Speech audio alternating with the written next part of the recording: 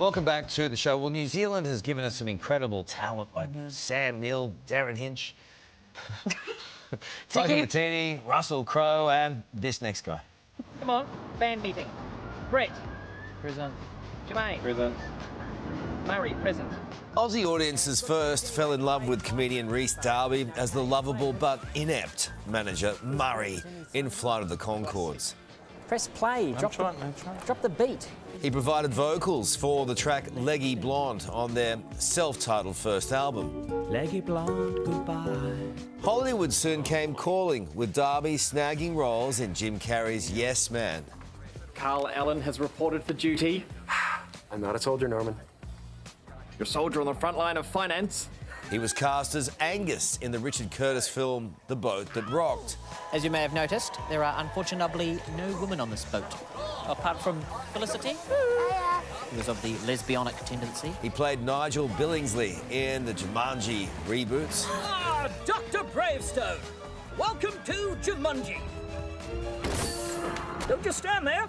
In you go. And starred alongside best mate Taika Waititi in his pirate satire series Our Flag Means Death.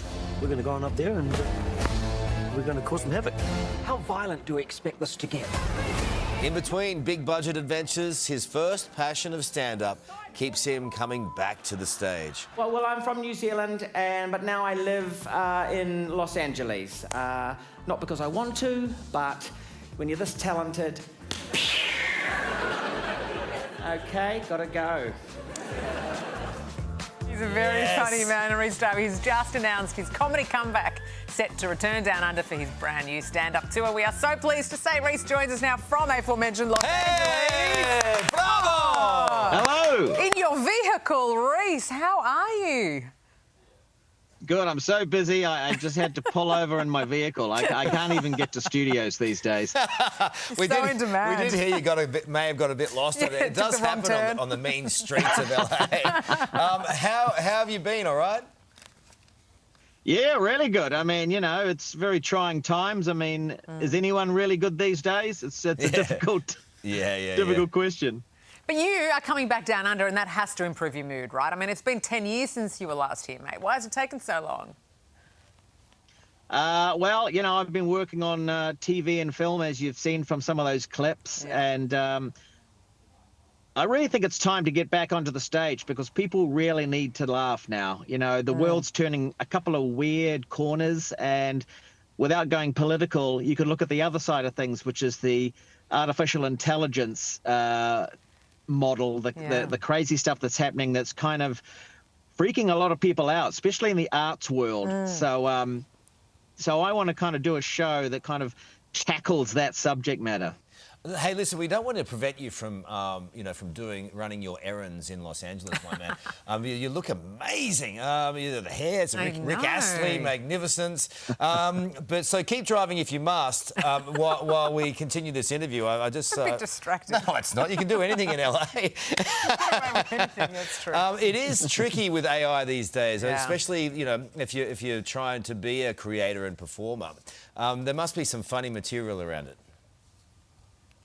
Yeah, definitely. That's what I'm bringing to the table. You know, not only that, I'm middle-aged, so I'm getting old as it is. And now I'm not only having to deal with regular life, but just, you know, what technology is trying to offer to us.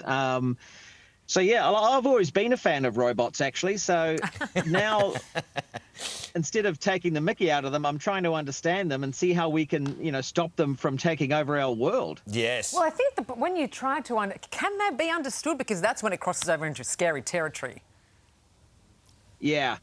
I think one of the things I want to deal with is the magic of humanity, and with something that we're starting to lose is that personal human touch and how we're really good with each other. And I think we're more susceptible now to these devices and to having robotic things do things for us, and we're losing our little sort of human spirit.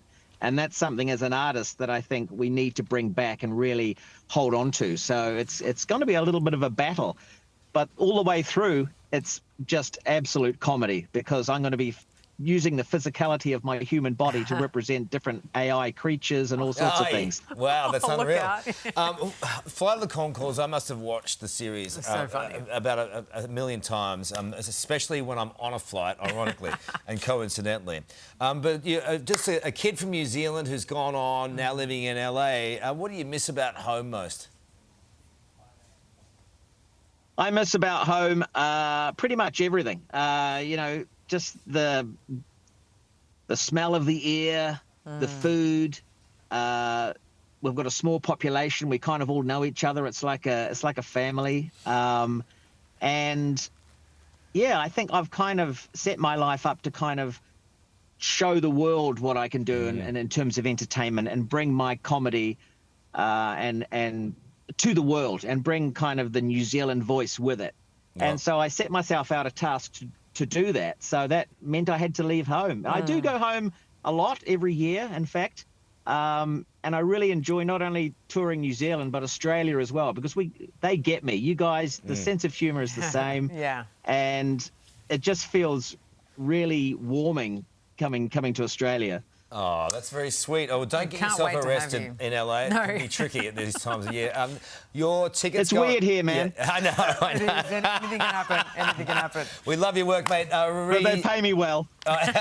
Your stand-up tour, The Legend Returns, goes on sale this Friday. There he is, the legend himself, Rhys Darby, and we appreciate him calling in from his car in LA. Good to see you, my man. Thank you, Rhys. Hey there, Today fans. Sarah and What's my name again? oh my goodness, Carl. Hey, thanks for watching our YouTube channel, though. Subscribe now for more news, special reports, and amazing Aussie stories. And Carl misbehaving, Whoa, of course. that never happens. Always happens. What's she talking about?